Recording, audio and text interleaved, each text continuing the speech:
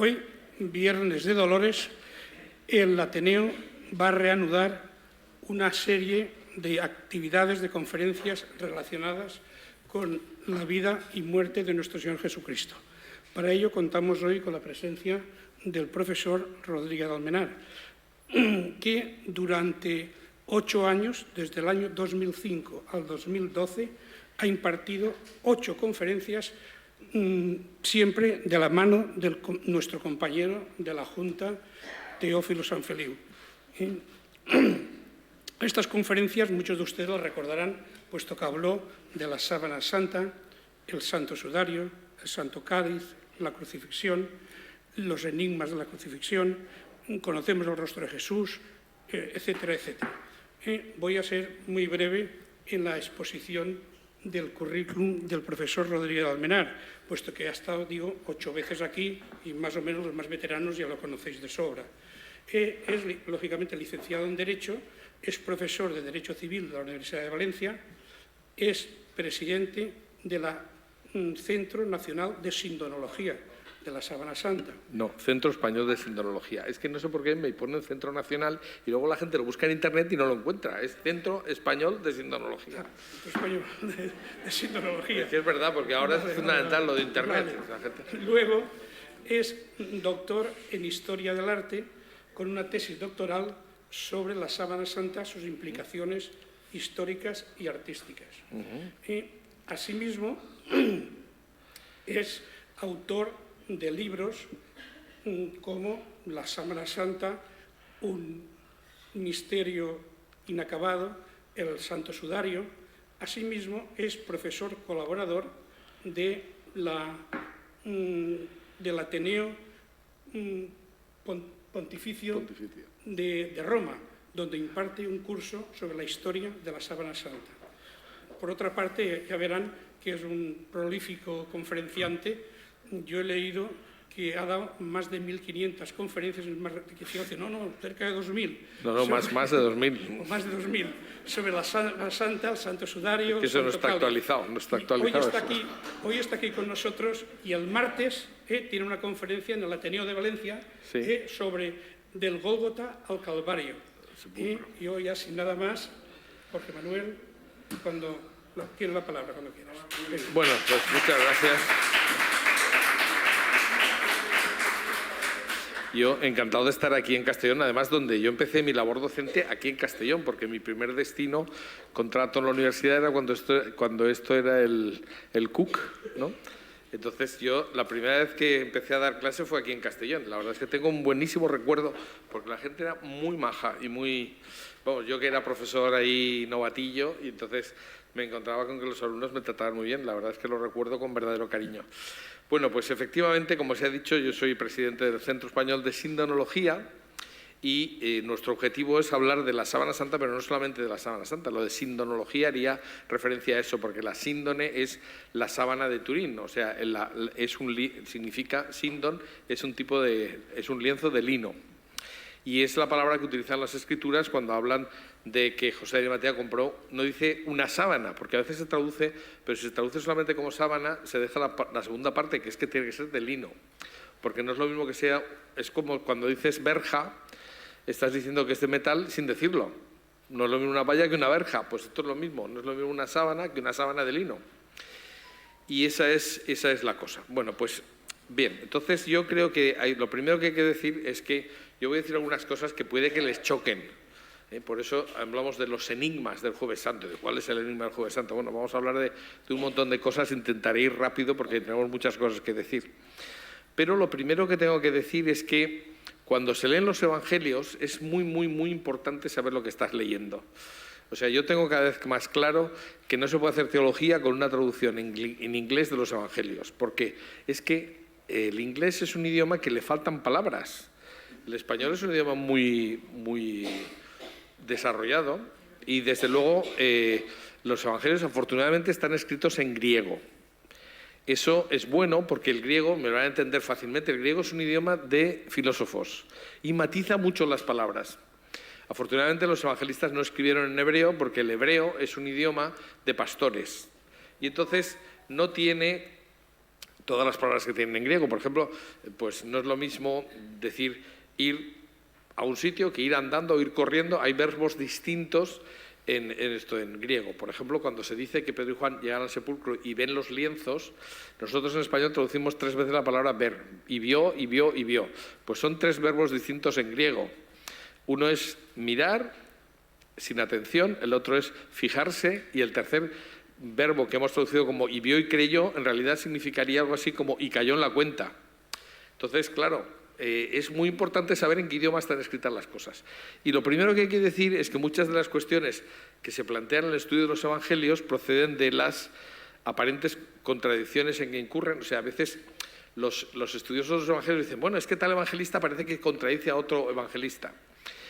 Y esto tiene una explicación, que es que los estudiosos recientes, los actuales, están dándose cuenta de que hay un problema ya de base, porque los que escriben en griego, que son los evangelistas, no hablaban en griego, sabían el griego, pero su idioma nativo era el hebreo o el arameo. Entonces, a veces ponían palabras, esto lo voy a explicar, y en valenciano se entiende muy bien, muy fácil. Nosotros, por ejemplo, decimos me sabe mal, y estamos acostumbrados a decir me sabe mal, y todos sabemos lo que significa me sabe mal. Pero resulta que una vez se lo dije a un amigo mío que era de Ciudad Real y me dijo que tiene mal sabor ¿qué? Fíjense, pero es que es así, porque en castellano, literalmente, cuando tú dices me sabe mal, quiere decir que tiene algo mal sabor. Claro, es evidente que tú estás poniendo una estructura mental que se corresponde con tu idioma nativo, o el valenciano en este caso, y sin embargo, cuando lo pones en castellano significa otra cosa. Pues hay que tener cuidado porque eso es lo que pasa con los evangelios. Es decir, los evangelistas no son señores griegos, son señores que piensan en hebreo o en arameo, que era una variante, y sin embargo, cuando lo escriben en griego no siempre ponen las palabras adecuadas. Es decir, no son cosas importantes, no son cosas que afecten a la fe, pero hay que tener en cuenta, si se quiere estudiar esto, los matices, y eso es fundamental, ¿no? Es decir, que una clave fundamental para resolver las dificultades, esas supuestas contradicciones que existen entre los evangelios, muchas veces están precisamente en eso. Es decir, que no nos damos cuenta de que el que está escribiendo no tiene como idioma nativo el griego, ¿no? Es decir, que eso son cosas que pueden pasar. Esto dijéramos como cosa precedente que queríamos decir. Y ahora vamos a ver algunos aspectos que hemos llamado enigmas, por llamarlo de alguna manera, sobre qué pasó el Jueves Santo. Porque esto tendría una charla, que no sé si va a ser el año que viene o algo así, que es los enigmas del Viernes Santo. Y luego habría que explicar lo que pasó entre el Gólgota y el sepulcro, porque hay muchísimas cosas que decir. Entonces, de momento, primer aspecto que vamos a tratar, el cenáculo y la última cena. ¿Qué pasó en el cenáculo y la última cena? Bueno, en primer lugar tenemos lo que dicen los evangelios. Dice Marcos que cuando Jesús sube a Jerusalén yo no sé si habría que... ¿Se ve bien o quitamos esta luz de aquí? No sé. Se ve bien. ¿Se ve bien? Vale.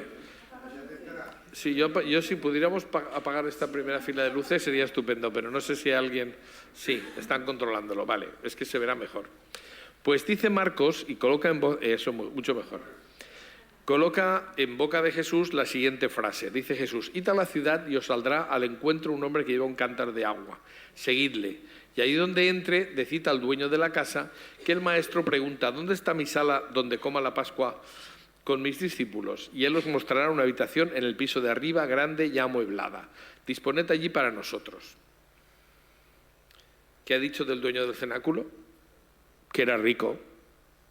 No lo ha dicho, pero lo ha dicho. Porque ha dicho 3 cosas que corresponden a un señor que tiene una casa y tiene un nivel económico alto. Porque dice, encontraréis un hombre que lleva un cántaro de agua. Un hombre que lleva un cántaro de agua es un sirviente, porque en Oriente las que van por agua a la fuente son las mujeres. Si es un hombre, es un sirviente. Por tanto, el dueño de la casa tenía sirvientes. Y eso, pues es importante, porque como vamos a ver después, cuando Jesús llega a casa de un señor que le presta la casa para celebrar la última cena, cosa que por otra parte era común, es decir, esto a nosotros nos puede sonar raro, pero hay que tener en cuenta que subían miles de personas a Jerusalén para celebrar la Pascua. porque todos los judíos tenían obligación, por lo menos siempre que pudieran, de subir a celebrar la Pascua a la capital. O sea, la capital no era la capital administrativa, que era Cesarea, sino a Jerusalén, que era en la capital religiosa de Israel, porque estaba allí el templo, ¿no? Entonces, cuando se supone que estos se reunían, maestros con discípulos y cosas así, iban a casas de gente importante que les cedía un lugar. Y efectivamente, pues eso es lo que pasa con Jesús, o sea que esto no es nada raro, ¿no? Entonces, id a la ciudad, bueno, saldrá un hombre que lleva un cántaro de agua, o sea, es una casa de un hombre importante. En segundo lugar, dice que es una habitación en el piso de arriba. Casas con dos pisos, planta baja y piso, en Jerusalén solo estaban en torno al Palacio Real y solo pertenecían a gente importante económicamente. Por tanto, el dueño del cenáculo era un hombre rico. Como he dicho, ya tenemos dos detalles. Es decir, veréis una habitación en el piso de arriba, muy bien. Si vamos a Jerusalén, veremos que hay un edificio que tiene esas características, pero es gótico, es decir, se construyó en tiempo de las cruzadas. Es decir, que nosotros ahora vemos el gótico tiene estas casas, estos arcos con punta, que eso es característico del gótico. Sabemos que eso quiere decir que es del siglo XIII, más o menos. Es decir, la ventaja de la historia del arte es que tú ves una serie de características y sabes de qué fecha es lo que estás viendo. Pero como digo, las casas con piso estaban en un barrio concreto, que es que era el barrio, lo que se llamaba la ciudad alta de Jerusalén. Por tanto, ahí estaba la gente pudiente y estaban en torno al Palacio Real. Y luego la tercera cosa que dice es, os mostrará una habitación en el piso de arriba, dice amueblada. Algunos traductores dicen amueblada con divanes, porque efectivamente eso es lo que era.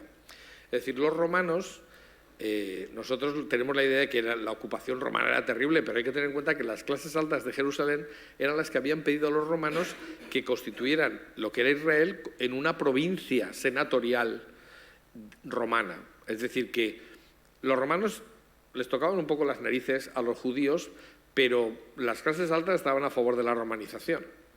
Y una de las cosas que hacían es que pues se tumbaban a la mesa. Esto no lo he visto jamás en ninguna película. No sé por qué. Cuando se hacen películas sobre la pasión, bueno, la pasión, la de Mel Gibson, marca verdaderamente una serie de... Es un hito, ¿no? Porque eso no se había hecho jamás, hacer una pasión que fuera realista. Pero tampoco lo es en esto. Es decir, los romanos se tumbaban a la mesa, es decir, se tumbaban apoyándose en el brazo izquierdo y comían con el brazo derecho. Eso quiere decir, cuando dice amueblada, es amueblada con divanes, es decir, con un triclinio. Y esto a nosotros nos parece que cosa más rara que Jesús se tumbara. Pues lo sabemos perfectamente porque sabemos, por ejemplo, que cuando Jesús está en casa de Simón el leproso, esto es curioso porque la gente no lee el Evangelio con detenimiento y a veces confunde las cosas, ¿no? Es decir, ya hay una mujer que se acerca a los pies de Jesús a llorar y se dice que seca con su cabello los pies de Jesús y rompe una ánfora, una pequeña frasco de perfume, que era carísimo, porque se dice que era algo así como 100 denarios o algo así. No es que no quiero leer todos los textos porque me han dicho abrevia un poquito, porque si no, yo digo, me da igual, lo explico directamente. Entonces, aunque me salte cosas, da igual. Si quieren leer, lean, pero yo lo voy a explicar más resumido. Pues eso, un denario era el sueldo de un día. Por tanto, 100 denarios es el sueldo de 100 días. Es decir, sueldo de 3 meses para un frasco de perfume es bastante. Bueno, pues la mujer esta que rompe el perfume, San Juan, que ya tenía referencia a que los evangelios sinópticos, Mateo, Marcos y Lucas, estaban publicados de antes, hace un cuarto texto, y lo que hace es que se dedica a contar lo que no han contado los otros y a matizar cosas. Y entonces, esta mujer que llora y tal, todo el mundo dice, esa es María Magdalena. Y bueno, ¿dónde se sacó que es María Magdalena? San Juan dice expresamente que era María, la hermana de Lázaro, a quien Jesús resucitó. O sea, más claro, agua. Entonces, y es de la que dicen, si supiera que tiene a sus pies, es decir, eso nos da una clave que no tenemos claro si no relacionamos unas cosas con otras. O sea, María, la hermana de Lázaro, era la que era de vida licenciosa. Y es a la que Jesús le dice, porque esto, a la que mucho ama, tal, es decir, bueno. Bien, pero la única manera de entender la escena es si Jesús efectivamente está tumbado con los pies hacia atrás, al estilo romano. Porque si no, si Jesús hubiera estado sentado en una mesa como la que nosotros pensamos, para que llorara a sus pies tenía que haberse metido debajo de la mesa. Entonces imagínense ustedes una mujer de vida licenciosa debajo de una mesa, fatal, fatal. Es decir, que eso está claro que ahí no podía ser, ¿no? Pero efectivamente eso demuestra que la gente rica, como Simón el leproso, es decir, que invita a un montón de gente a celebrar un banquete porque Jesús le habría curado de la lepra, por eso lo de Simón el leproso, pues tiene su explicación, ¿no? Y que efectivamente sabemos que se tumbaban a la mesa. Y así estarían en la última cena, sorprendente. Bueno, cosas interesantes. En la cena pascual estaba prescrito cómo sentarse en la mesa. Nosotros cuando vemos, bueno, aquí hay un autor que se llama Charles Barrett que explica cómo estaban colocados. Lo voy a simplificar, no lo leeré, pero voy a decir lo mismo. Nosotros en los cuadros que tenemos de la última cena, Jesús y los apóstoles están colocados todos al mismo lado de la mesa como si fueran a hacer una foto. Es muy ridículo eso. O sea, cuando tú te sientas a la mesa no te sientas todos de un lado, se sientan unos a un sitio y otros a otro. Si estaban en un triclinio, lógicamente estaban en los tres lados, dijéramos, de la mesa, dejando que se pudiera entrar por aquí por el medio para servir. Es decir, que eso es la forma que utilizaban los romanos para servir, ¿no? Entonces, lo curioso es que, según el protocolo judío, sabemos cómo estaban sentados por lo menos 4 de los 12. En primer lugar, tendríamos a Juan, que está ahí. Es el primero que está. El segundo es el puesto de honor, que es donde está Jesús, que sería este, y Juan está tumbado delante de Jesús. Eso explica, por ejemplo, que Juan, en un momento determinado, recostó su cabeza en el pecho de Jesús. Si estuvieran sentados en una mesa, recostar la cabeza no es muy normal. Sin embargo, si estás tumbado, basta con que éste se tire hacia atrás y entonces la cabeza le queda en el pecho de Jesús. Exactamente lo que dicen los evangelios, ¿no? Entonces, eso tenemos claro. El puesto de delante era el del amigo más querido, pero el puesto de honor era el otro. Es decir, el que está al otro lado es Judas. Fíjense qué curioso, ¿eh? Es decir, podemos deducir cómo estaban. Juan está delante de Jesús y detrás, en cierta medida, está Judas, en el puesto de honor. ¿Eso qué quiere decir? Bueno, pues que Jesús está hasta el último minuto intentando tratar con el máximo cariño a Judas. Y lo que es sorprendente, ¿por qué estaba en el puesto de honor? Porque era el único que era de Jerusalén. Todos los demás eran de Galilea, no eran de la ciudad. Entonces, ese era un puesto de honor el que seguía, pues eso, según el protocolo. En la esquina contraria, el último lado, estaría Pedro. ¿Cómo lo sabemos eso? Porque Jesús lava los pies. Desde luego era una cosa insólita que un maestro lavara los pies a sus discípulos, porque eso era una función de solamente de los esclavos. Entonces, pero sabemos que el último al que lava es Pedro, que es el que se queja. Dice, tú a mí no me lavarás los pies y tal y cual, no sé qué. Porque claro, para él era una cosa humillante que su maestro les lavara los pies, que repito, era una cosa que hacían los esclavos, ¿no? Entonces, claro, y ahí entendemos lo que pasa, ¿no? Se dice, Pedro, que está en el puesto más alejado, le dice a Juan, fíjense en las posiciones que hemos marcado, le dice a Juan, cuando Jesús dice, uno de vosotros me ha de traicionar, pues lo que ocurre es que Juan se reclina, tira hacia atrás y le pregunta, ¿de quién estás hablando? Porque Pedro le dice por señas, pregúntale. Y Jesús dice, aquel a quien yo le dé el bocado que voy a mojar. Por tanto, lo tiene que tener a mano. Por tanto, o sea, está en el puesto de honor está Judas. Así que, ya digo, esto se explica, ¿no? Así se entiende que Juan se acostara.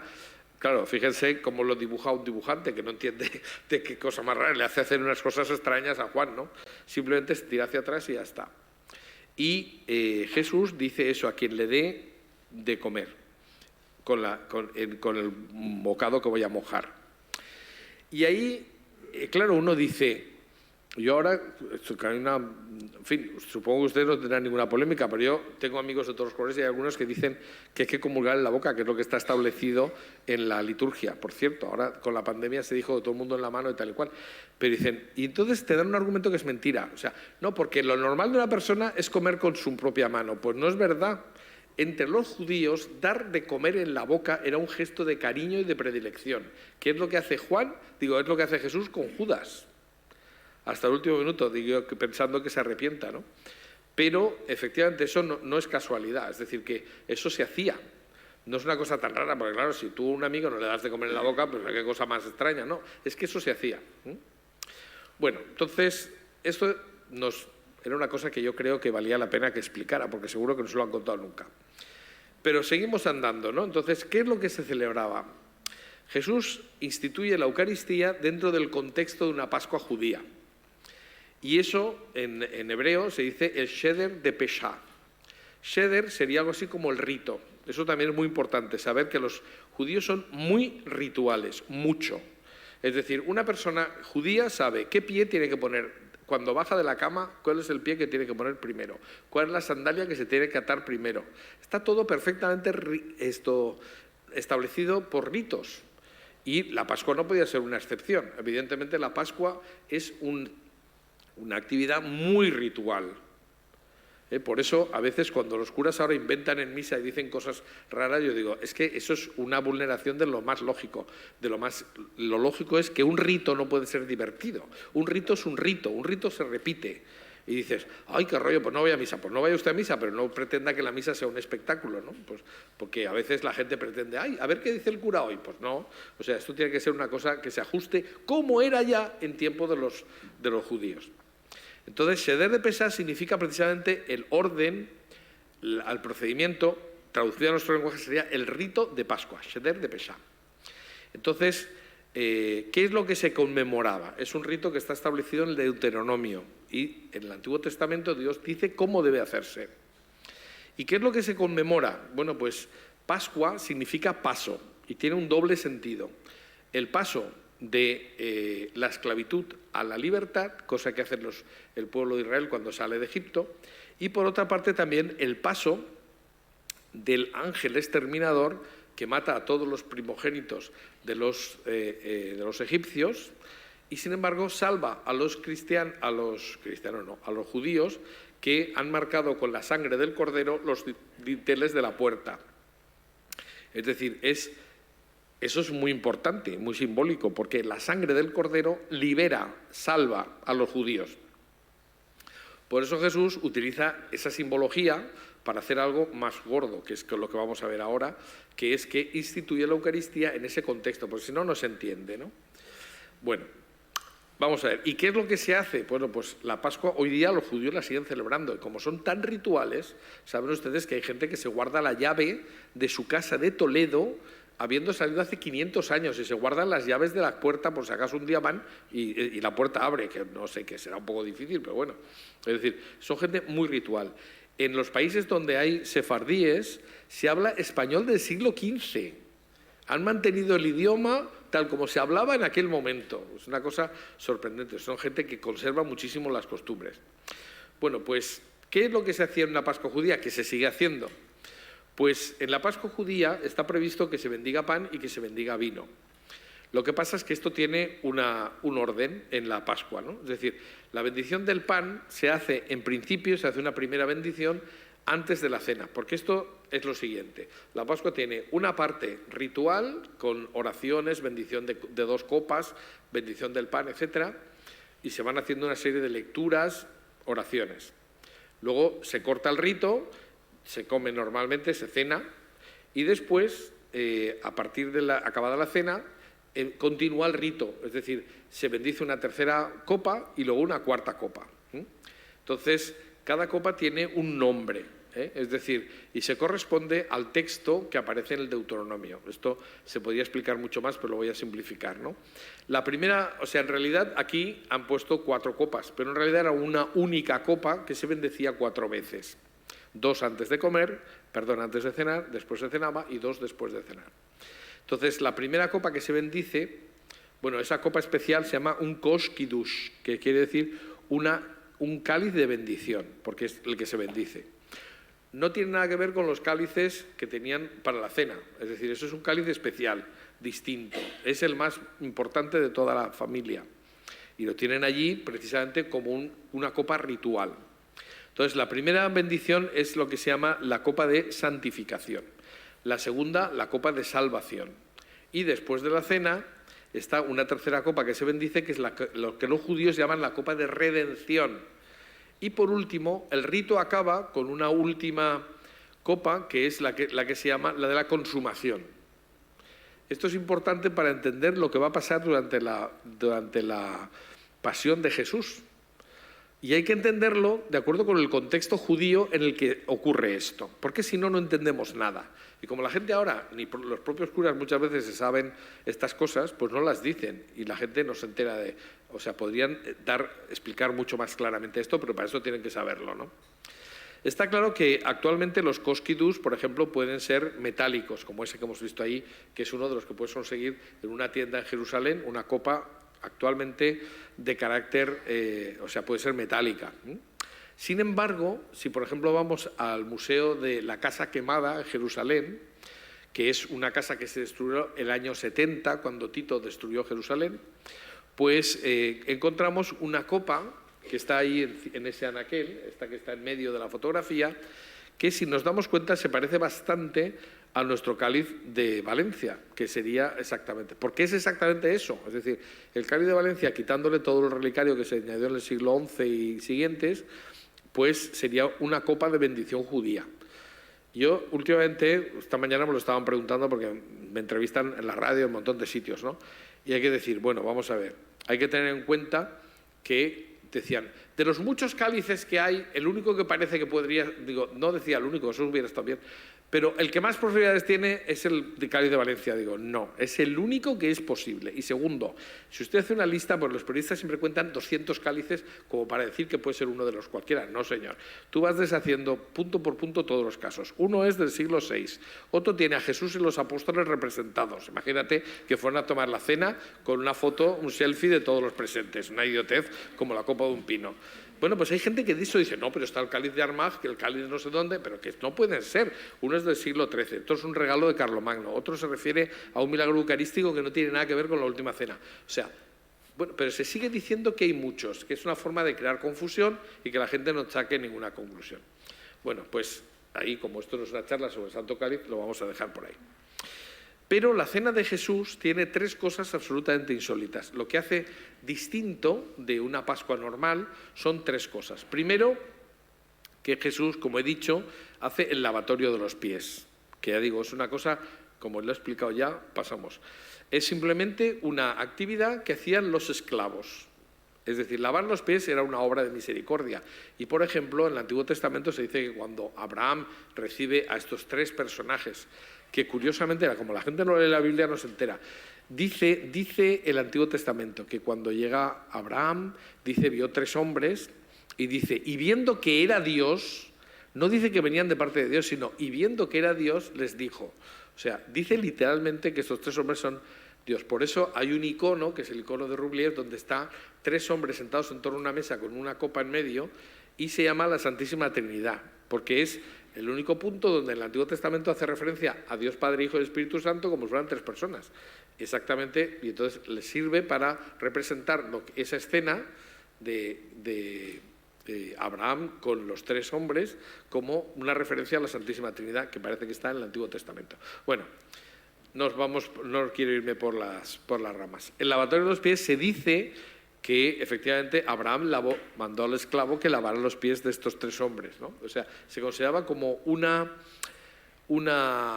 actividad, dijéramos, como una obra de caridad, porque la gente venía andando con las sandalias, los pies sucios y tal. Bueno, pues refrescar los pies era una cosa buena. Pero, como digo, era absolutamente, esto ya lo he dicho, era absolutamente insólito que lo hiciera un maestro a sus discípulos, porque el maestro estaba por encima, no podía ser. La segunda cosa insólita que hace Jesús, que es una novedad absolutamente, es la institución de la Eucaristía. Para un judío, comer la carne de otro, y no te digo ya la sangre, era lo más asqueroso que se podría hacer. Entonces, Cuando Jesús dice, tomad y comed, esto es mi cuerpo, tomad y comed, esta es mi sangre, a los apóstoles les debió dejar clavadísimas esas palabras, porque era una cosa absolutamente insólita. De hecho, cuando él anuncia que no come mi carne, bebe mi sangre y tal, y se le van la mitad a los discípulos, eso está un momento antes, cuando Jesús preanuncia que va a instituir la Eucaristía, hay un montón de discípulos que se van, porque dicen, ¿cómo vamos a comer la carne de este? Es una locura, ¿no? Y entonces Jesús podría haber dicho, ¡yey, qué simbólico, qué simbólico! No, no os preocupéis. Pues eso no lo hace. Lo que le dice a los apóstoles, ¿vosotros también queréis iros? Es decir, ahí hay una intencionalidad. Jesús quería hacer algo más que un rito o una cosa simbólica. Porque lo que dice expresamente es, ¿queréis iros? Pues vale, ahí tenéis la puerta, ¿no? Entonces le dice Pedro, no es literal, lo que está claro, lo de ahí tenéis la puerta no lo dice. Pero bueno, es lo que, en el fondo, lo que se está diciendo. Y Pedro dice, Señor, ¿a dónde iremos si solo tú tienes palabras de vida eterna? Entonces los apóstoles siguen con Jesús. Pero Jesús no está dispuesto a rebajar ni un ápice lo que ha dicho. Entonces, en la última cena, tomad y comed, esto es mi cuerpo. Y acabada la cena, es decir, después, en la tercera copa, es probablemente donde instituye la Eucaristía. Porque hay una parte del pan que se queda reservado hasta la tercera copa. Eso es lo que se llama el acofimán, que es como se llama a esa porción de pan que queda ahí. Y después, acabada la cena, como dice la liturgia, tomó el cáliz y bebiéndolo dice, bebed todos de él porque esta es mi sangre, la sangre de la nueva alianza que es derramada por muchos para la remisión de los pecados. ¿Qué es eso? Eso es un cambio con relación a lo que había sido el pacto de Dios con el pueblo de Israel.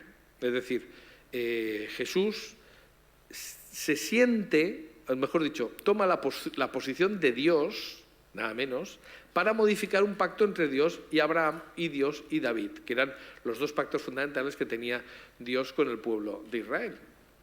Entonces, ¿y qué es lo que hace? ¿Modifica la alianza, crea una nueva alianza? No, hace una cosa que estaba en el derecho. Yo, como profesor de contratos, tengo clarísimo que hay una institución que ya era de la época de los romanos que se llamaba la novación. ¿Qué es una novación? Pues como una especie de renegociación de un contrato ya existente. Entonces hay una alianza y Jesús cambia los términos siendo el mismo contrato, siendo la misma alianza. Lo que pasa es que cambiando algún elemento. Entonces, en este caso lo que ocurre es que la antigua alianza estaba hecha sobre la sangre de Abraham, cuando le dice, tendrás un montón de descendientes que ocuparán, bueno, o sea, no es literal, pero lo que le dice Dios a Abraham es que le dará muchísima descendencia y que ocuparán pues tantas como estrellas en el cielo y tal. Y la nueva alianza ahora es en la sangre de Cristo, porque el pacto es, o sea, vosotros sois mi pueblo en la medida en que participáis de la sangre que derramaré para la remisión, para el perdón de los pecados. Es decir, lo que hace Jesús es una innovación de la alianza, pero solo Dios puede hacerlo. Por tanto, él ahí está reconociéndose Dios también. Que eso no lo tenemos en cuenta, porque hay gente, por eso es tan tonto lo que hacen, perdón, porque no lo hago una falta de respeto, pero es una tontería. O sea, eso de la libre interpretación que hacen los protestantes, no, yo leo lo que me sugiera. Hombre, pero para eso primero tienes que entender lo que entiende un judío, que es el que lo ha escrito. Porque si tú te saltas el sentido que tiene para el que lo escribió, lo que estás haciendo de interpretación que no tiene nada que ver con la realidad, ¿no? Bueno, y la tercera cosa insólita que hace Jesús es que no cierra el rito de Pascua, lo deja abierto. Es una cosa absolutamente sorprendente, porque no consumió la cuarta copa. ¿Cómo lo sabemos esto? Bueno, pues lo sabemos porque tanto Lucas como Mateo nos hacen entender que Jesús no consumió la cuarta copa con la frase ritual que dice todo está consumado. Es decir, todo se ha hecho de acuerdo con el proceder o la voluntad de Dios. Eso es lo que significa todo está consumado. Dice Lucas que cuando Jesús reparte el vino, dice, os aseguro que no volveré a beber del fruto de la vid hasta que esté en el reino de Dios. Hasta que esté en el reino. Es decir, la cuarta copa se va a quedar sin tomar porque no ha llegado todavía al reino de Dios. Y Mateo dice que después de haber cantado los himnos, que era lo anterior a la cuarta copa, salieron al monte de los olivos. Por tanto, tanto uno como otro nos dan a entender que no se consumió la cuarta copa. Y eso es importante para entender lo que pasó después en el huerto de los olivos. Y lo que pasó luego en la cruz. Entonces, ¿por qué Getsemaní? Vamos a hablar de otro aspecto interesante. Llegan al huerto de los olivos. ¿Y qué pasó en el Monte de los Olivos? Y ahora hablaremos, bueno, sí, lo hablaremos por orden, porque si no me voy a saltar el orden de las diapositivas, será un lío, ¿no? Dice Marcos: después de decir esto, salió Jesús con sus discípulos a la otra parte del torrente del Cedrón, donde había un huerto en el que entró con sus discípulos. Hay que tener en cuenta que Jerusalén, si alguien ha estado lo entenderá, Jerusalén, lo que es la parte antigua de Jerusalén, que es actualmente tiene una muralla que es medieval, no es la que existía en el tiempo de Jesús, que estaba más hacia el sur, y cuando se construyó la muralla medieval se hizo más hacia el norte. Por eso, por ejemplo, hay cosas que se sabe que estaban dentro de la muralla, como por ejemplo el cenáculo.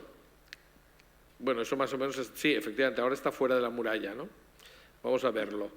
En la muralla del tiempo de Jesús era la línea azul y la muralla roja es la actual muralla, está mucho más hacia el norte. El cenáculo está fuera, igual que la calle escalonada, etcétera. Hay una serie de cosas que se sabe seguro que estaban dentro de la muralla que ahora están fuera. Por eso cuando uno va a Jerusalén, como no venga con un cierto conocimiento de lo que va a ver, se queda desconcertado, porque el sepulcro de Jesús está en el centro de la ciudad, está en el centro de la ciudad medieval, pero en el tiempo de Jesús estaba fuera de la muralla, ¿no? Bueno, de hecho, lo que hicieron fue, salen del cenáculo y se van por la calle escalonada hacia abajo y cruzan al otro lado del torrente del Cedrón, porque dijéramos que hay una pequeña montañita, está en alto, la ciudad vieja, y el torrente del Cedrón separaba esto del Monte de los Olivos. Entonces ellos bajan por la calle escalonada y suben al Monte de los Olivos. ¿Y por qué se suben al Monte de los Olivos? Porque claro, eso si uno no te explican, y se fueron a orar a un huerto. Y uno piensa, como aquí, ¿verdad? Pues que el huerto es un huerto de naranjos que está allí fuera, y dice, ¿y para qué se van al huerto, no? Pues, pero es que, claro, bajando el torrente del Cedrón, subían a la montaña de enfrente y entonces se colocaban a la altura suficiente como para ver el Sancta Sanctorum, es decir, la parte más sagrada del templo, que desde la montaña de enfrente se veía, pero si estabas bajo, lo que veías es la muralla, te tapaba completamente. Entonces ellos se van al Huerto de los Olivos porque es un sitio desde donde se ve, donde habitaba Dios, que era el Sancta Sanctorum. Por tanto, es como si se fueran a orar enfrente del sagrario. Eso es lo que nosotros entenderíamos, ¿no? Entonces, efectivamente, desde el Huerto de los Olivos, que hay que decir que se conservan 8 olivos que tienen más de 2000 años, eso nos dicen los arqueólogos. Pues si se fijan, ven, ahí se ve, claro, ahora el templo está destruido, pero se ve un poquito una especie de la cúpula de la roca. Bueno, pues en el tiempo de Jesús el Sancta Sanctorum era mucho más alto. Desde el Monte de los Olivos se veía bastante bien y entonces por eso se van, ¿no? Entonces, en el lugar donde estaban, que tenemos ahí, el Huerto de los Olivos sería lo que está marcado en verde, y rojo es Getsemaní, que era una cueva donde Getsemaní significa lagar para el vino. Es decir, no, perdón, lagar es una prensa de aceite. Lagar es una prensa de aceite, más bien. Entonces, ¿qué es lo que ocurre ahí? Pues Jesús y los apóstoles se van al Huerto de los Olivos, normalmente se refugian en Getsemaní, lo que es esa pequeña cueva, y que sabemos que efectivamente en la noche del prendimiento hacía frío, porque sabemos que cuando lo prenden y se llevan a Jesús a la casa del sumo sacerdote, había una hoguera, cuando Pedro está allí fuera, estaban a la hoguera calentándose, hacía frío. Por tanto, lo que es normal es que los apóstoles se metan en Getsemaní, que es una cueva, ¿no? Eso es lo que sería. Actualmente, esa cueva es así, donde hay una pequeña capilla y hay sillas y tal. Pero esto se sabe que en el tiempo de Jesús la entrada era por otro lado y que efectivamente había ahí los arqueólogos nos dicen que efectivamente podía ser un lagar, exactamente, tal como se decía, ¿no? Bueno, como se dice en los evangelios. Seguimos simplificando. Entonces, la mayoría de los discípulos pues se meten allí y al estar calentitos se duermen, ¿no? Entonces Jesús, sin embargo, cerca se sale hasta fuera, ¿no? Es decir, probablemente para mirar al templo, y se encuentra en el Huerto de los Olivos. Y ahí tiene un ataque de miedo y ansiedad. Esto, la gente dice, o sea, los estudiosos dicen que esto es absolutamente seguro que ocurriera, porque si uno está escribiendo los evangelios no se le ocurre poner, nada menos está hablando de Jesús como Hijo de Dios y tal, y no diría de repente tuvo una debilidad. Esto, si lo pones, es porque tuvo que ocurrir, porque a nadie se le ocurriría. Si tú estás haciendo propaganda, no dices eso. De hecho, uno de los signos de autenticidad de los evangelios es que los evangelistas se ponen verdes, porque abandonan al maestro, le traicionan, le niegan, tal. O sea, es decir, ellos mismos a sí mismos se ponen verdes. Es decir, si eso fuera mentira, fuera un invento, se hubieran inventado que ellos habían estado con el maestro siempre, le habían ayudado, tal. Pero claro, tú después de eso vas y predicas eso, ¿no? Y te dicen, pero si tú lo dejaste solo, si tú hiciste tal cosa, tal otra. Es decir, se considera que eso es una discontinuidad en el relato que nos hace pensar que efectivamente tuvo que ocurrir esto, porque si no, nadie se le ocurriría inventarse una cosa que te deja mal a ti mismo, ¿no? Bueno, pues la mayoría de los discípulos dormían, Jesús se va fuera y empezó a sentir espanto y angustia, dice Marcos, por ejemplo. Y pues también en un versículo más adelante dice, mi alma está triste hasta la muerte.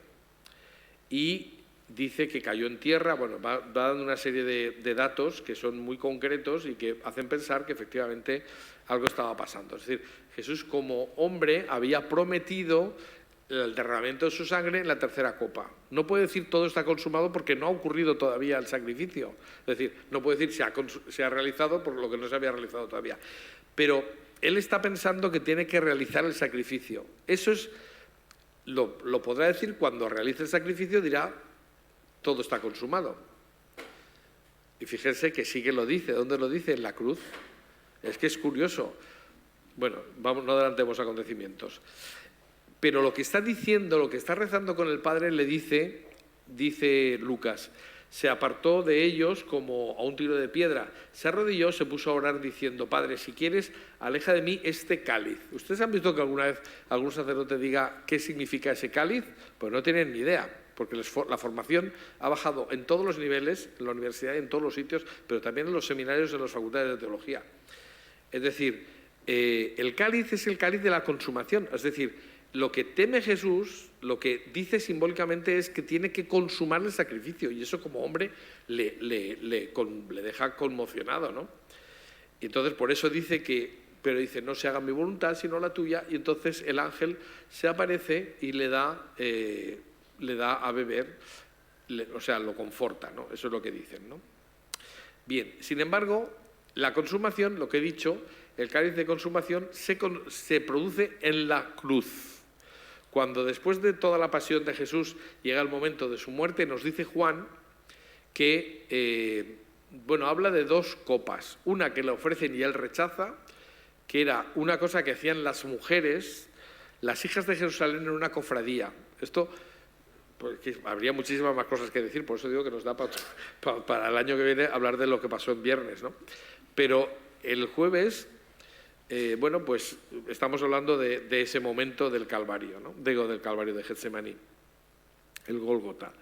Entonces, cuando dice que subiendo al Gólgota, dice que por el camino le dieron a beber vino mezclado con mirra. Esto era una cosa que se hacía porque era una especie de narcótico, para que el que iba a ser crucificado se quedara medio grogui y entonces se muriera antes, ¿no? Pero dice que Jesús lo rechazó.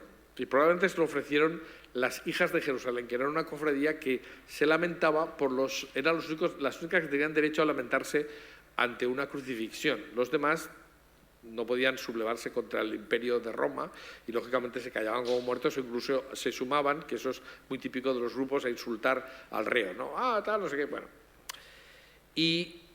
Pero Jesús lo rechaza porque no quiere, que él quiere sufrir siendo consciente, ¿no? Sin embargo, dice Juan después que cuando está en la cruz y justo antes de morir, lo último que cuenta Juan es que empaparon una esponja en vinagre, la pusieron en una caña y se la acercaron a la boca. Cuando Jesús lo probó dijo, todo está consumado. Qué curioso, es la frase que cierra la Pascua. Todo está consumado, es decir, todo se ha hecho de acuerdo con la voluntad de Dios. Eso es lo que dice, muy bonito. Pero todo esto nos lo perdemos porque el domingo de Ramos vamos a toda castaña leyendo el Evangelio y cortando trozos y además siéntense. Y a mí me pone nerviosísimo que cuando estás oyendo la pasión de Cristo, que se supone que está muriendo hecho polvo por nosotros estemos ahí sentaditos y cómodos. Yo me sublevo y yo digo, bueno, es que, ¿por qué el cura? O sea, el que tenga que sentarse que se siente, pero no diga usted, siéntense. O sea, que si quiera sentarse, sentará. Es como decir, no hay que decir de rodillas porque habrá algún paralítico que no se pueda poner de rodillas, pero a lo mejor tampoco puede ponerse de pie. Entonces sería ofensivo decir de pie. O sea, vamos a ver, es que hemos llegado a unos puntos de estupidez que son considerables, ¿no? Bueno, entonces la cuarta copa era la que cerraba la Pascua. Por eso, los cristianos católicos siempre han entendido que no se puede separar la última cena del sacrificio de la cruz. Porque de hecho, yo diría, hablando jurídicamente, que es una unidad de actos. Es decir, empieza el sacrificio empieza en la última cena, en la institución de la Eucaristía, se promete el sacrificio y luego aparece toda la pasión, y cuando Jesús dice lo he cumplido, es cuando cierra la Pascua. Es decir, no se puede separar. De hecho, la liturgia católica lo que ha hecho siempre es, la liturgia del Jueves Santo no se cierra, no se da la bendición ni nada, se queda ahí abierta. Y el viernes se continúa donde estaban. Entonces se continúa colocando los manteles en el altar, etc. O sea, la liturgia siempre ha sido pues la clave. Ahora, esa especie de capacidad creativa que tienen algunos curas de hacer cosas raras, pues se saltan lo que está prescrito y entonces pierdes el significado de las cosas que tienen. Como tampoco lo explican, pues la verdad es que nadie se entera, pero, en fin, bueno, no quiero ser muy crítico, que al final me voy a condenar. Entonces, bueno, está claro que lo de la angustia de Jesús es una cosa que tuvo que ser, no voy a insistir en esto, pero estando en estas llega Judas. ¿Y cómo llega Judas? ¿No? Porque el prendimiento es otro aspecto que tenemos que tratar. Pasa en jueves, ¿no?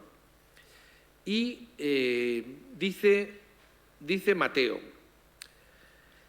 dice, todavía estaba hablando cuando llegó Judas, uno de los 12, acompañado de un grupo numeroso con espadas y palos, de parte de los sumos sacerdotes y los ancianos del pueblo. El que le iba a entregar les había dado esta señal, aquel a quien yo dé un beso, ese es, prendedle. Y al instante se acercó a Jesús y le dijo, salve, rabí. Rabí significa maestro, ¿eh? Y le dio un beso. Jesús le dijo, amigo, ¿a esto estás aquí? Entonces aquellos se acercaron, echaron mano a Jesús y le prendieron. Bueno, esto es una cosa que ha planteado también una discusión sobre los exégetas. ¿Quiénes son los que prenden a Jesús? Porque este dice claramente que era Judas y que iba con un grupo de hombres armados, no especifica que fueran romanos en absoluto, y dice que él les dirigía, ¿no? Incluso que estaban los sumos sacerdotes, dice otro evangelista. Bueno, los sinópticos parece claro que el prendimiento se debió a las autoridades judías, pero el relato de Juan parece referirse a los romanos. ¿Por qué? Esto lo voy a simplificar también. Porque la palabra que utiliza Juan ordinariamente se utiliza para hablar de una cohorte, que serían, pero eso es un absurdo, porque serían 600 soldados romanos. O sea, ustedes se imaginan que fueran 600 personas a detener a Jesús, es una cosa que no puede ser.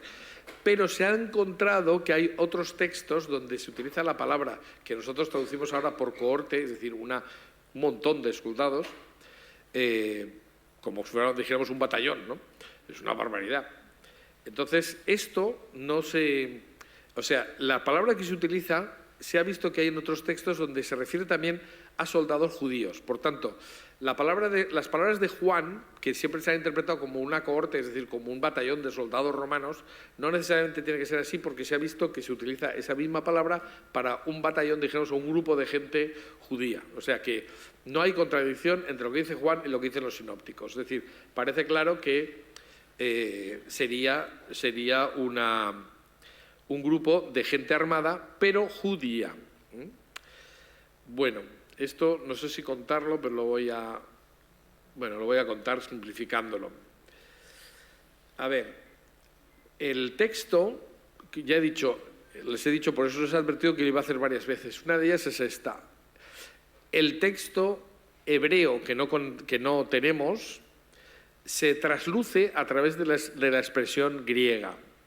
Y entonces parece que tendría que traducirse según el experto que he puesto antes en la fotografía, que es un tal García Pérez, que es un profesor y además laureado de un montón de... O sea, es un tío muy sabio, y que está en la Universidad de Madrid, la universidad que creó el Arzobispado de Madrid, que es concretamente San Dámaso. Entonces, la Universidad de San Dámaso Este señor imparte porque es un especialista en lenguas semitas y entonces lo que dice es que se puede reconstruir, digamos, lo que probablemente decía en griego, en el griego original. Y claro, nosotros dice, ¿y iba Judas con ellos? No, dice, y explica, yo no voy a explicar aquí las palabras porque él los traduce así. El que quiera que se compre el libro, que lo vea y ya está, ¿no?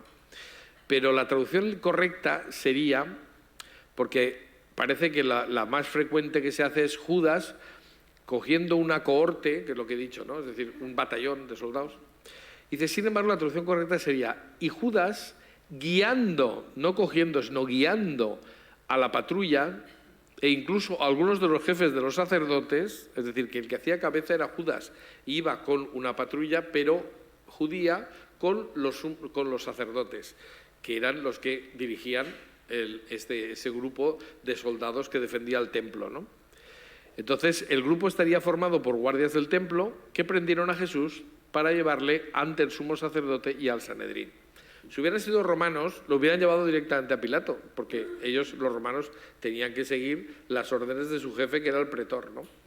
En aquel concretamente era el prefecto. Bueno, pues esto demuestra que en contra de lo que se ha dicho, la discusión, ¿quiénes eran los que prenden? Los que prenden a Jesús son guardias del templo, por tanto, mandados por los sumos sacerdotes.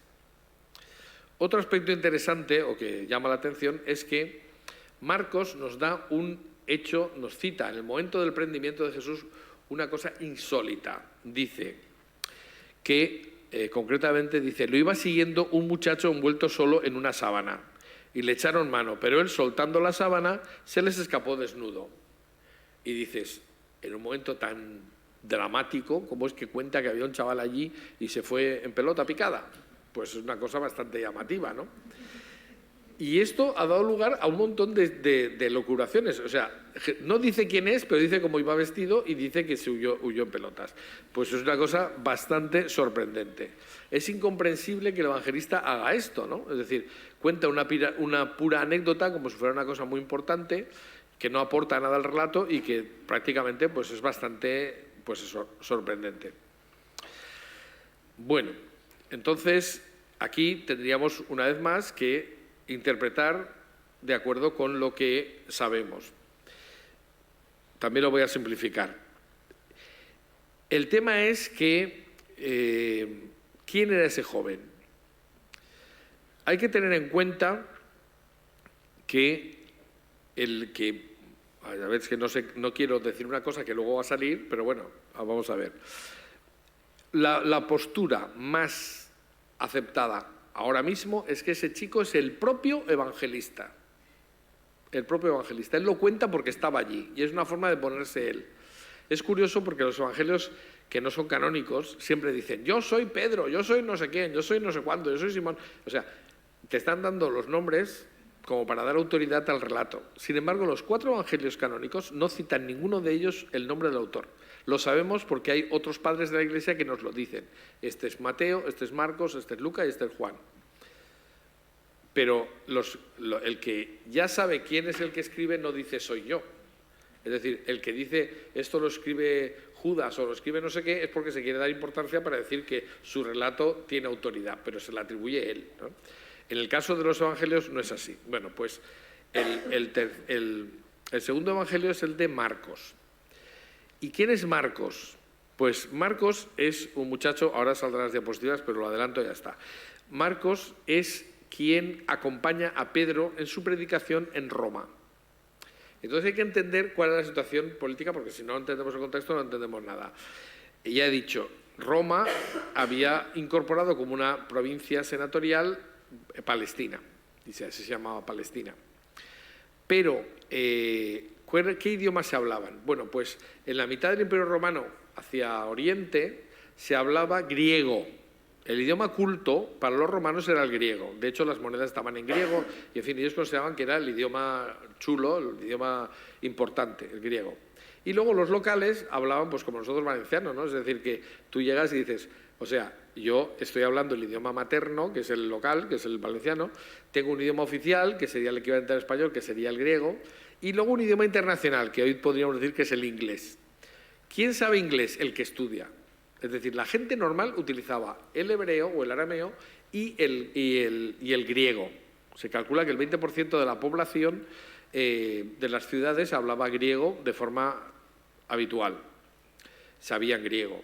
Sin embargo, no sabían latín, porque el latín era el idioma de Roma, pero claro, Roma estaba muy lejos, pero era el idioma internacional de todo el imperio. Es decir, Pilato cuando condena a Jesús lo hace probablemente en latín y las sentencias se escribían en latín.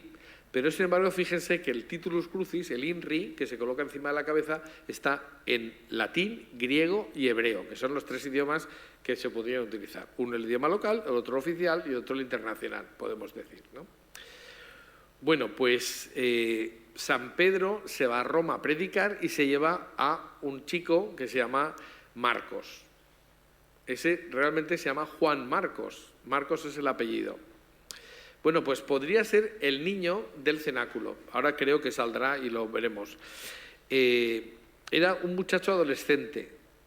¿Y qué hace un muchacho adolescente cuando los mayores acaban la cena y dicen nos vamos a rezar al huerto? Es que si alguien ha tenido un hijo adolescente lo ve clarísimo. El niño dice, ¿yo puedo ir con ellos, papá? ¿Puedo ir con ellos? Le dice al dueño de la casa.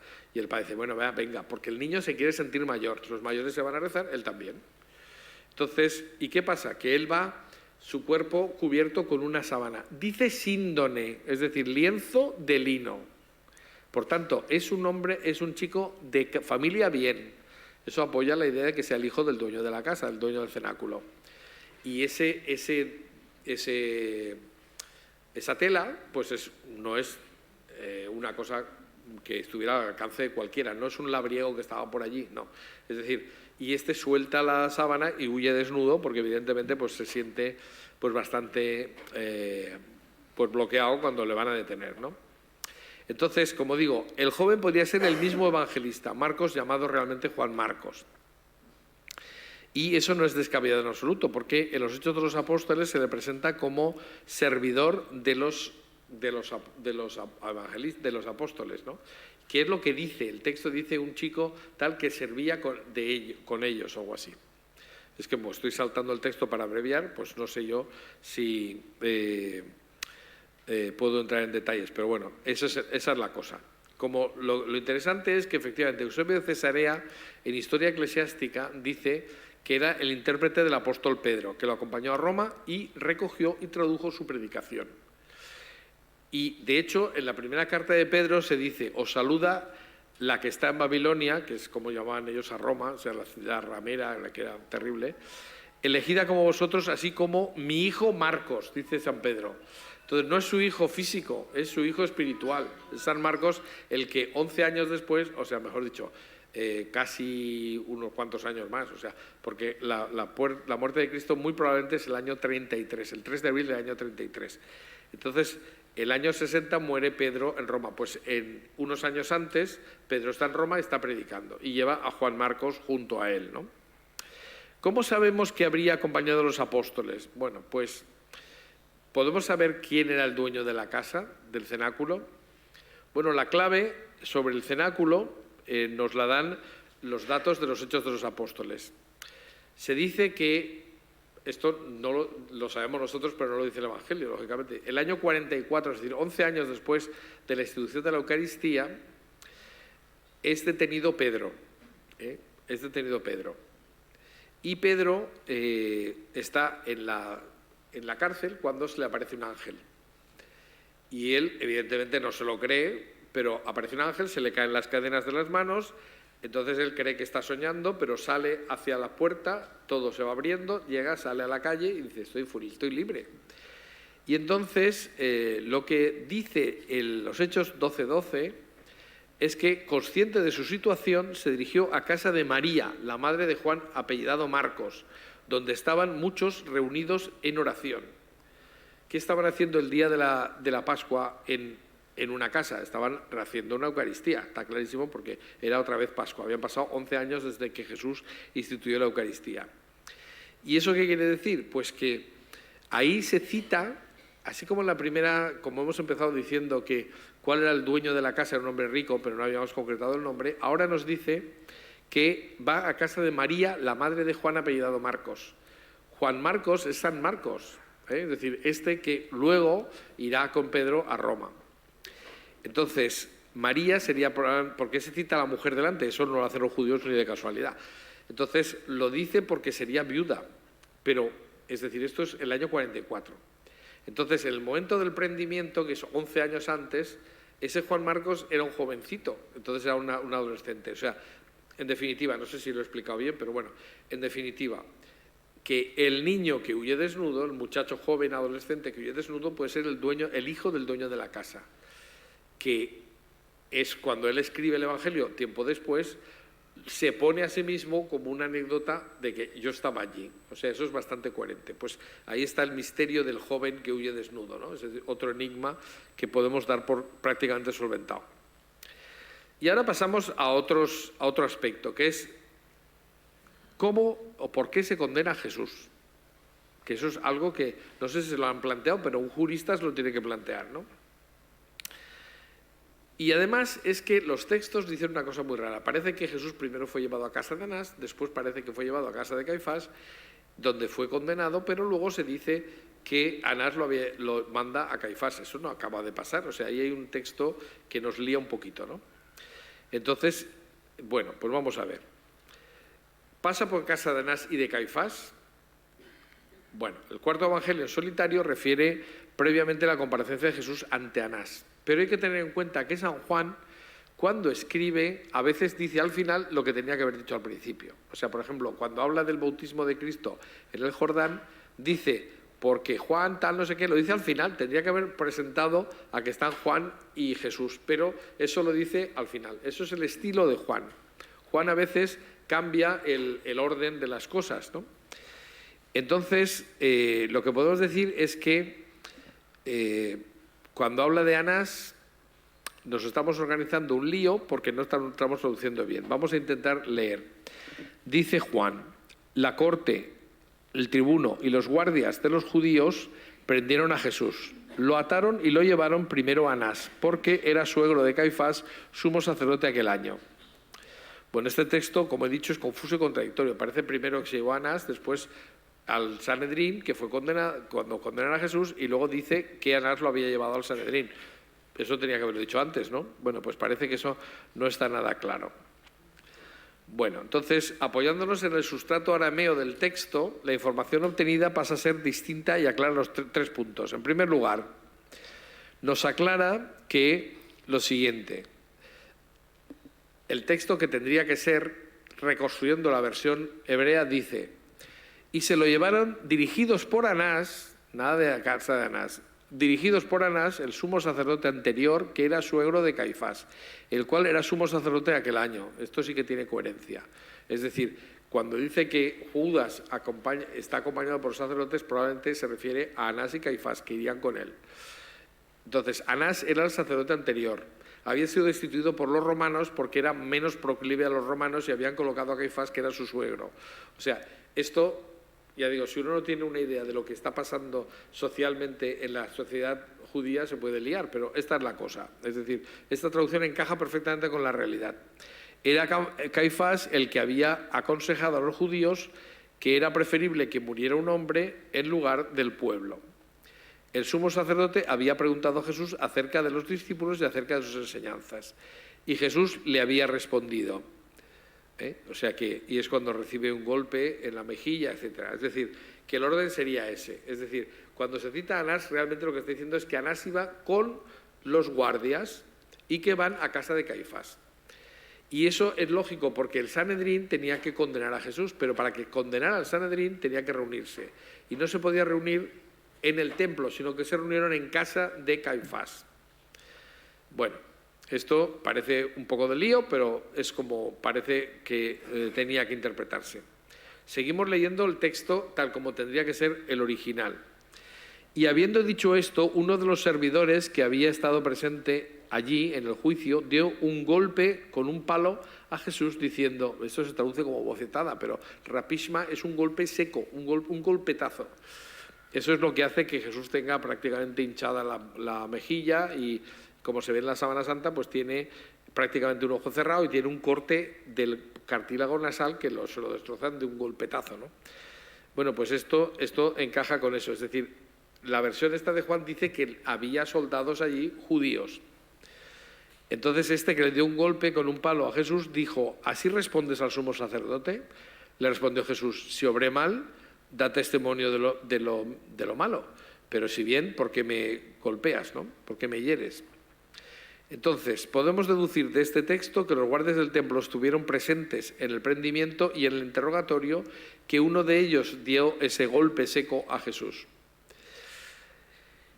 Y hay que tener en cuenta, seguimos leyendo la versión que debía ser la original. Y habiendo él dicho esto, uno de los servidores que había estado presente... No, esto es exactamente lo que ya acabo de decir. Lo he repetido porque he tirado para atrás, lo siento. Y en tercer lugar, la tercera cosa que se queda aclarada con el texto de Juan, y es que al narrar el testimonio de Juan el Bautista sobre Jesús, dice al final que estaba con Juan el Bautista. Es decir, que parece que dice, pero Anás había llevado a Caifás. O sea, simplemente eso es que pone la identificación del momento, lo pone al final. Punto. Es decir, bueno, yo creo que esto está dicho, no voy a insistir más. Bueno, entonces, como he dicho, el Sanedrín era el Tribunal Supremo de Jerusalén. El Tribunal Supremo estaba formado por la élite de los sacerdotes. Estaba el sumo sacerdote a la cabeza, había unos sacerdotes del templo que estaban allí también, y también estaban los ancianos, es decir, que era como el Senado. Entonces, normalmente, como Tribunal Supremo de Jerusalén, es el que tenía que condenar a Jesús, porque tenía competencias de carácter penal y también de carácter religioso. Normalmente el Sanedrín se reunía en la sala de las piedras talladas que estaba en el templo de Jerusalén. Pero era un tribunal de justicia, como digo, pero en el caso del prendimiento de Jesús y la condena de Jesús, los sacerdotes eran conscientes de que podía haber una sublevación porque Jesús tenía seguidores. Y, como dice el texto anterior del Evangelio, intentan prenderlos sin organizar mucho ruido para que no haya nadie que se subleve contra ellos, ¿no? Y entonces se reúnen, en lugar de reunirse en el Sanedrín, que era, ya digo, esta sala que estaba dentro del templo, concretamente donde señala ahí la flecha amarilla, pues lo que se hicieron fue que se reunieron en casa del sumo sacerdote, que era Caifás. Es decir, Anás, intento reconstruir para que quede claro, porque no sé si me he explicado bien. Anás iba con Judas y con los soldados, detienen a Jesús.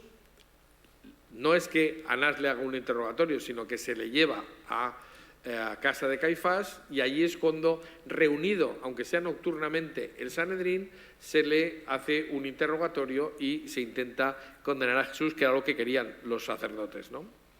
Esa es la idea. Entonces, la casa o sea, el Sanedrín tendría que haber estado donde está marcada la X. Sin embargo, se reúnen en el palacio de Caifás. Bien, ¿y cuándo fue el interrogatorio de Jesús ante el Sanedrín? Pues, lógicamente, dice cuando despuntó el día, se reunió, esto lo dice Lucas, cuando despuntó el día se reunió el Senado del pueblo y lo llevaron a su Sanedrín. En realidad, esto coincide con todos los que dicen, ¿no? Porque es cuando va a amanecer, es cuando se reúnen y cuando lo condenan. Y lo llevan a Pilato al amanecer, es decir, un poquito después, porque sabemos que los romanos efectivamente ejercían justicia a las primeras horas del día, o sea, prácticamente al amanecer. El canto del gallo podía ser a las 3 de la madrugada y a las 6 de la madrugada estaba delante de Pilatos. O sea, que esto encaja con lo que sabemos. Bien, pues en la casa de en la casa de Caifás es donde se producen las negaciones de Pedro. Pedro está a la puerta de la casa, le introducen en la casa de Caifás, y entonces ahí alguien lo reconoce, y como habla Galileo, tiene acento galileo, dicen, tú estabas con ellos, porque cuando habla se le ve el acento, es que los galileos tienen un acento distinto de los de Jerusalén. Y entonces ahí es cuando él empieza a decir que no, porque se acobarda. Es curioso porque Pedro había dicho durante la cena que yo no te abandonaré, hagas lo que hagas, no hay cosa más castigada que la boca. Tú llegas y dices, yo jamás te abandonaré, y lo que hace a continuación es negarlo. Jesús le dice, antes de que cante el gallo me negarás 3 veces. O sea, entre las 12 y las 3 de la mañana le niega 3 veces. luego se produce el juicio ante el Sanedrín y después lo llevan a Pilatos. Entonces, que hay una serie de discrepancias horarias entre los evangelistas. En esto no voy a entrar en mucho detalle porque realmente esto está solucionado. Me interesa más subrayar la causa de la condena. Es decir, ¿cuál es el delito de Jesús?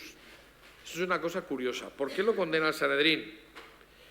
Y hay autores que dicen, porque se proclama Mesías. No, eso no. Nadie se ha condenado porque se proclama Mesías. Vamos a leer lo que dice Mateo y haremos alguna referencia explicatoria, ¿no? Dice Mateo, los príncipes de los sacerdotes y todo el Sanedrín buscaban un falso testimonio contra Jesús para darle muerte, pero no lo encontraron a pesar de los muchos falsos testigos presentados. Para darle muerte necesitaban encontrar un cargo importante, tenía que ser un delito suficientemente importante como para poder justificar una pena de muerte, que era lo que querían quitárselo de encima. Y entonces dice que en este interrogatorio dice, por último se presentaron dos, declararon, este dijo, yo puedo destruir el templo de Dios y edificarlo de nuevo en 3 días. Y levantándose, el sumo sacerdote le dijo, nada respondes, ¿qué es lo que estos testifican contra ti? Pero Jesús permanecía en silencio, con lo cual no podían condenarlo. Entonces el sumo sacerdote le dijo, te conjuro por Dios vivo que nos digas si tú eres el Mesías, el Hijo de Dios. Si Jesús dice que sí, tiene una condena a muerte directa, y él lo sabe. Y Jesús le respondió, tú lo has dicho. Además os digo que en adelante veréis al Hijo del Hombre sentado a la diestra del poder y venir sobre las nubes del cielo. Claro, la diestra del poder se refiere a la diestra de Dios. Eso quiere decir el puesto predilecto de Dios. Esto los judíos no lo podían entender de ninguna manera. Como un hombre se hace como Dios. Entonces le dijo el sumo sacerdote, se rasgó las vestiduras diciendo, ha blasfemado, ¿qué necesidad tenemos ya de testigos? Y lo veis, ya lo veis, acabáis de oír la blasfemia, ¿qué os parece? Ellos respondieron, es reo de muerte.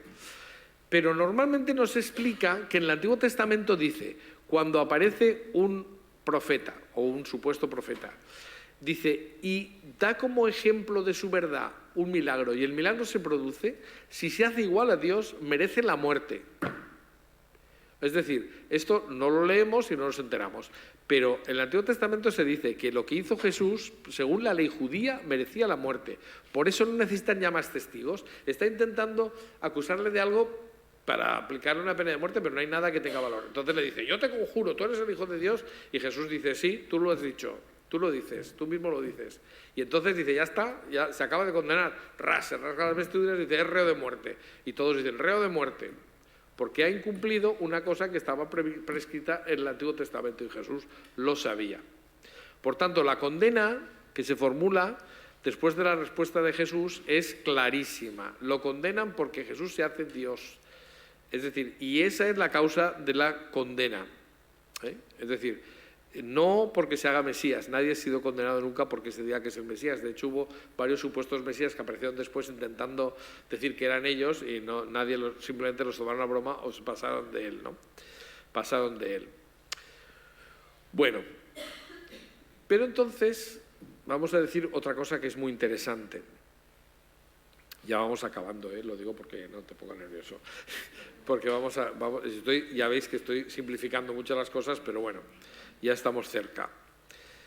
Los 2 evangelios sinópticos nos dicen, sin embargo, sorprendentemente, que el motivo de la condena de Jesús fue por envidia. De hecho, dice, Pilato sabía que lo habían entregado por envidia. ¿Por envidia? ¿Los sumos sacerdotes tenían envidia de Jesús? Eso no encaja.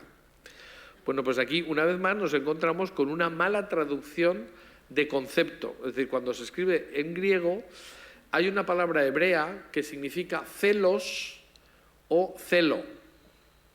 Y parece que es lo mismo, pues son cosas distintas. Los celos sí que se puede traducir por envidia, pero el celo es, dijéramos, integrismo, podríamos decir, por integrismo. Pilato dice, sabía que lo habían entregado por motivos religiosos, por integrismo religioso. Y por eso Pilato no puede condenar, no quiere condenar a Jesús, porque de acuerdo con la ley romana no es reo de muerte. Entonces, ¿qué hacen los judíos? Cuando le presentan a Pilato, le cambian el motivo de la condena. Ellos dicen, Cuando Pilato dice, ¿pero qué ha hecho este hombre? Dicen, si no tuviera delito no te lo hubiéramos entregado. Pero no quieren decirle que es porque se proclama Dios, porque para Pilato le daba igual, había montones de dioses en el panteón romano, les daba lo mismo absolutamente, ya te he dicho que es Dios, pues vale. Eso a él no le importa y no puede condenarlo por eso, ¿no? Pero, claro, lo que ocurre es que está traducido mal y no se entiende, porque lo que dice es que, pero traducido mal por el propio evangelista que lo ha escrito, ¿no? O sea, se equivoca y en lugar de decir por celo, dice por celos. Y entonces, claro, eso es lo mismo que envidia. Pilato dice lo encontró por envidia. No, lo que dice es que Pilato era consciente que lo había entregado por motivo religioso, por celo religioso. Bueno, entonces las palabras y las acciones de Jesús escandalizan a las autoridades judías, provocando la santa ira en defensa del honor y la gloria de Dios. O sea, el sumo sacerdote se rasga las vestiduras, que era una forma de decir, ha blasfemado, esto es reo de muerte, ¿no? Y, por tanto, Jesús fue considerado un hechicero, un seductor, un promotor público de la apostasía, y de acuerdo con la ley de Moisés tendría que ser ejecutado por haber predicado la rebelión contra el Señor. Es decir, y era indiferente que realizara milagros, porque eso ya lo preveía el Deuteronomio. Dice concretamente, si surge en medio de ti un profeta o un visionario soñador, aunque te anuncie una señal o un prodigio, y se cumpla la señal y el prodigio, no has de escuchar sus palabras, pues el Señor os está tentando, os está poniendo a prueba, le darás muerte. O sea que el Sanedrín, de acuerdo con la ley judía, aplica la muerte a Jesús. Entonces, eso es el asunto. ¿Cómo lo condena Pilato? Pues lo condena porque le cambian la causa de la muerte. Es decir, el delito que podría dar lugar a la muerte, que es un delito concretamente un crimen. Vamos a ver, voy a distinguir. En el derecho romano eran los delicta y los crimina. Por eso nosotros tenemos dos palabras, delincuente y criminal. Y es que en el derecho romano eran cosas distintas. Los delicta eran los atentados que se hacían contra la propiedad o los bienes o la vida de otra persona. Y los crimina eran los que se hacían contra el Estado. Es decir, por ejemplo, la rebelión, la sedición, el dar un golpe de Estado. O sea, vamos a decir una cosa un poco chocante, pero es así. Si estuviéramos en la época del derecho romano, a Puigdemont le hubieran aplicado la pena de muerte de cruz, nada menos. O sea, eso es exactamente lo que le hubiera tocado. Porque se consideraba, según la versión romana, un criminal, o sea, había cometido un crimen y entonces, por tanto, tal. Los delitos eran otra cosa. Entonces, la muerte de cruz estaba reservada a aquellos que atentaban contra el Estado. Es decir, el que se proclamaba rey, entonces eso es lo que le dicen a Pilato. Este se ha proclamado rey. Y entonces Pilato le pregunta a Jesús, luego tú eres rey. Y Jesús dice una cosa que es, y curiosamente no sé por qué, no se ha traducido al español en ningún otro idioma, pero está en el latín y el griego clarísimamente. Dice Pilato, tú eres rey, y Jesús dice, dice él, mi reino ahora no es de este mundo. El ahora, no sé por qué, no lo traducen, porque Jesús dice claramente nunc, que en latín es ahora. Mi reino ahora no es de este mundo. Y entonces Pilato dice, pues si este no se proclama rey, no tengo motivo para condenarlo. Y lo que va a hacer es intentar salvarlo a base de hacerle una flagelación sistemática, o sea, lo dejan en carne viva y lo presenta al pueblo y le dice, aquí está el hombre, ecce homo, ¿no? Aquí está el hombre. Y entonces, para su sorpresa, en lugar de perdonarlo, la gente dice, crucifícalo, crucifícalo. Y dice el texto del Evangelio, los sacerdotes pidieron al pueblo que gritara, crucifícalo, crucifícalo. ¿Cuál es el motivo? ¿Es que eran muy malos? No, es que resulta que el Deuteronomio, el Antiguo Testamento, dice, porque maldito es de Dios el que cuelga de un madero. Si Jesús moría de la infección que podría haberle producido la flagelación, porque lo dejara en carne viva, pues incluso podría haber sido un héroe para los judíos. Pero si muere crucificado, el Antiguo Testamento le condena. Es un maldito de Dios. Y eso es lo que quieren, que sea condenado y desaparezca el cristianismo. O sea que entonces la causa de la condena es religiosa en el Sanedrín, se ha proclamado Dios, y política ante Pilato, que cede al final y tal. Esto, como ya es del Viernes Santo, lo dejamos ahí. Pero sí que voy a decir una cosa que me parece muy interesante. ¿Cómo murió Judas? Y ahora todo el mundo me dirá, se ahorcó. Pues no saben ustedes que en los Hechos de los Apóstoles dice una cosa distinta. Dice Mateo, entonces Judas, el que lo entregó, al ver que había sido condenado, sintió remordimiento, devolvió las 30 monedas de plata a los príncipes de los sacerdotes y ancianos, diciendo, he pecado entregando sangre inocente. Pero ellos dijeron, ¿y a nosotros qué? Tú verás. Y tras haber arrojado en el templo las monedas de plata, se marchó y alejándose se ahorcó. Todo está claro. Pero, sin embargo, en los Hechos de los Apóstoles dice Pedro, cayó de cabeza, reventó por medio y quedaron esparcidos todas sus entrañas. Anda, que no lo había oído nunca eso. Bueno, pues es que es compatible, porque hay que tener en cuenta que estas versiones aparentemente son incongruentes, pero no son tan incongruentes como parece. En primer lugar, porque en el tiempo de Jesús no se utilizaban cuerdas para ahorcarse. No se utilizaban cuerdas. Ahorcarse era meter la cabeza en una horca. Y una horca era un par de ramas y entonces te quedabas colgado y eso era la forma de ahorcarse. Claro, si tienes esto de acuerdo, si esto lo entiendes, la cuerda para ahorcarse es una invención moderna, por tanto no era así. Si efectivamente él se lanza entre los árboles, por ejemplo, que hubiera en el Huerto de los Olivos o un sitio de estos, se cuelga entre dos ramas, tiene que estar quedando los pies que no toquen el suelo porque si no, no te ahorcas, lógicamente. Entonces, es posible que una rama le abriera el estómago o lo que fuera y entonces se desparramaran sus vísceras, ¿no? Hay más versiones. Alguien dice que lo que pasó es que se iría por la pata abajo al soltarse los esfínteres cuando se ahorcó. Eso también podría ser. Pero en cualquiera de los casos parece claro que no es tan incompatible las dos cosas. Es decir, pero esto es una curiosidad que seguro que yo estaba convencido que nadie había oído, porque muchas veces no leemos con profusión lo que dice el Nuevo Testamento. Pero casi, yo me voy a quedar casi contando una última cosa, que es ¿qué pasó con las 30 monedas? Esto parece que sea el chiste de aquel, oye, ¿qué pasó con la carpintería, no? Bueno, pues, ¿qué pasó con las 30 monedas? El precio de la traición. Bueno, pues es que sabemos lo que ocurrió con las 30 monedas, pero también hay una contradicción aparente entre dos evangelistas.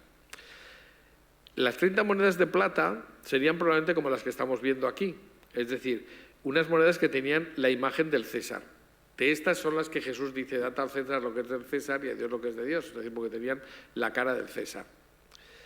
Entonces serían 30 siclos, que serían alrededor de 100 denarios, y esto era un precio relativamente barato, era el precio de un esclavo común. O sea, el precio de la traición de Judas fue una birria, podía haber pedido mucho más dinero, pero se conformó con el precio de un esclavo barato, ¿no? Y, ¿qué es lo que ocurre? Pues dice Mateo, los príncipes de los sacerdotes recogieron las monedas de plata y dijeron, no es lícito echarlo al tesoro del templo porque es precio de sangre. Y tras deliberar, en consejo, compraron con ellas el campo del alfarero para la sepultura de los fariseos. Perdón, de los forasteros, no de los fariseos, de los forasteros. Porque así se llamó aquel campo hasta el día de hoy, campo de sangre. Sin embargo, afirma Lucas, Judas compró un campo con el precio de su delito. Uy, no se había ahorcado, ¿cómo es que lo compró él?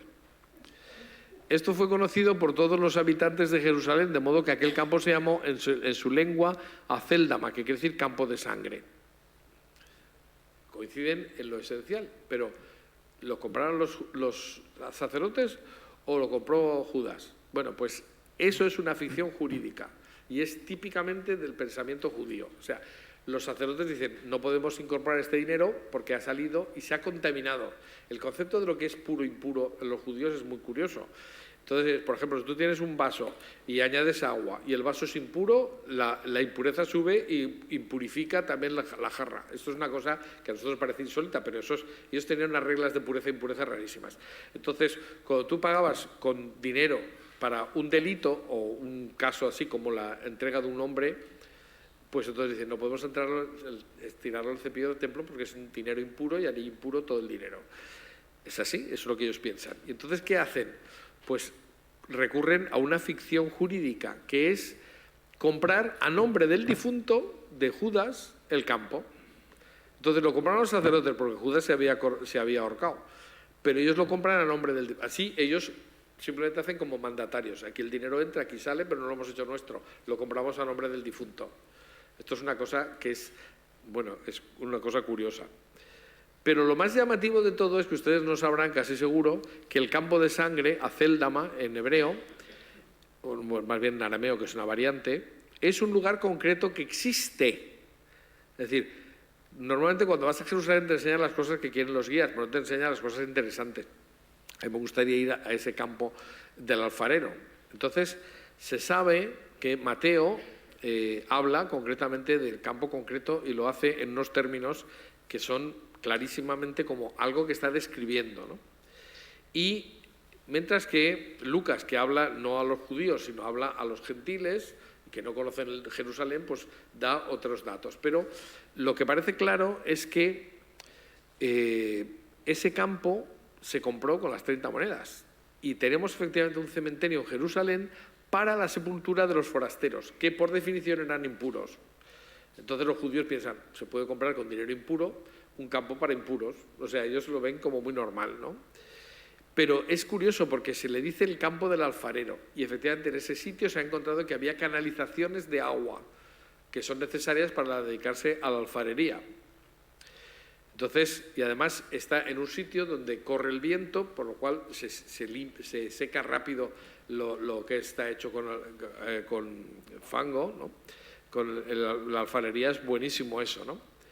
Bueno, pues se ha descubierto basamentos de arcilla en el lugar y además canalizaciones, como he dicho, o sea, es decir, el campo del alfarero existe y efectivamente el dinero de las 30 monedas es un testimonio en la propia Jerusalén de que esa venta de Jesús existió.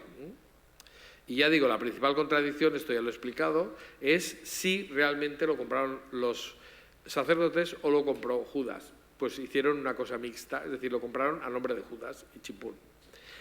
Y podríamos hablar de muchísimas más cosas, pero yo creo que aquí nos tenemos que quedar, pero solamente voy a acabar con una última diapositiva.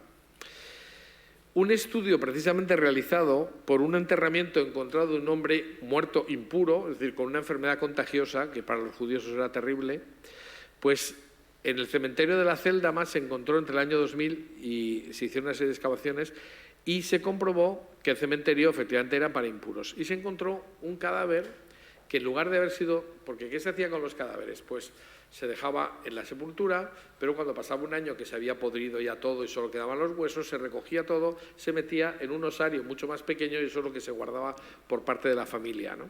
O se enterraba o lo que fuera. Pero, bueno, pues viendo ese cementerio, de repente encontraron una tumba que estaba tapiada y encontraron los huesos de una persona que tenía además una sábana tal como está la sábana santa, es decir, que había restos de una sábana que pasaba por la cabeza y cubría la parte de detrás y luego el cuerpo desde la cabeza a los pies. Es decir, un enterramiento típico como se ve en la sábana santa.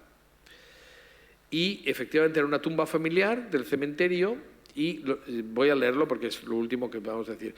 Y dice, se encontraron los restos de un enterrado que había sido trasladado a un osario, que no había sido trasladado a un osario y sacado de su nicho, que permanecía sellado. Y entonces una publicación habla, fíjense lo que es manipular las cosas que hacen a veces los que van con mala fe, ¿no?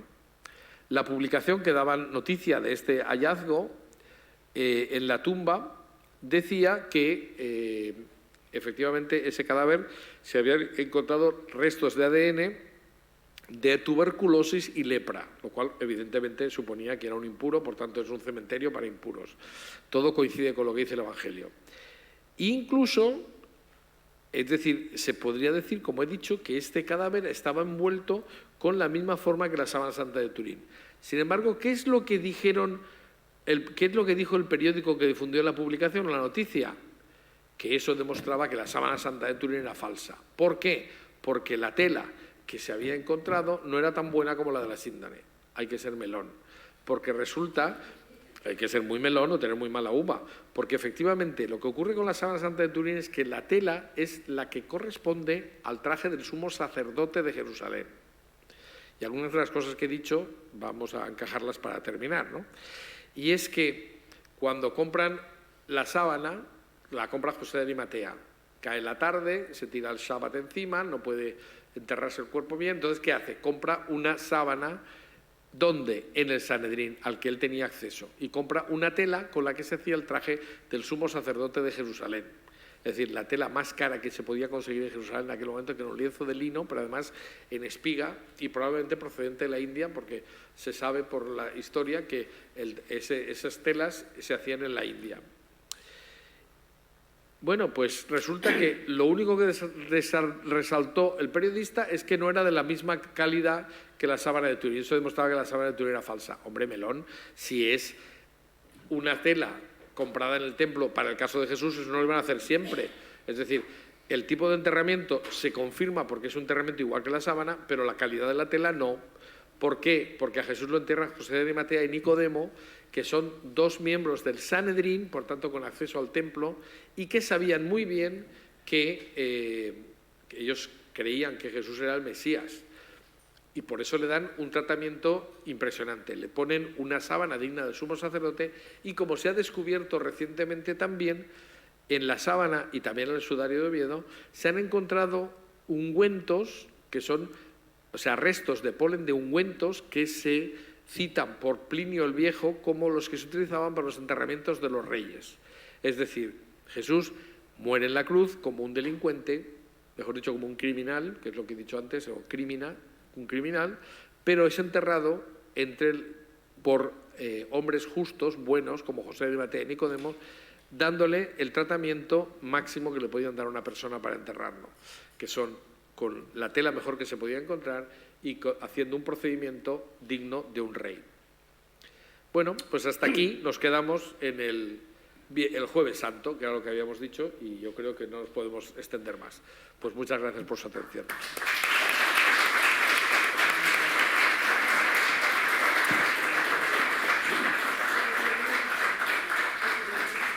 A ver, damos las gracias al profesor Rodríguez de Almenar y, dado que estamos fuera de hora, lo emplazamos para el curso que viene, también el Viernes de Dolores, que creo que es el 11 de abril, que ya haremos la gestión para que pueda venir el año que viene. Muy bien.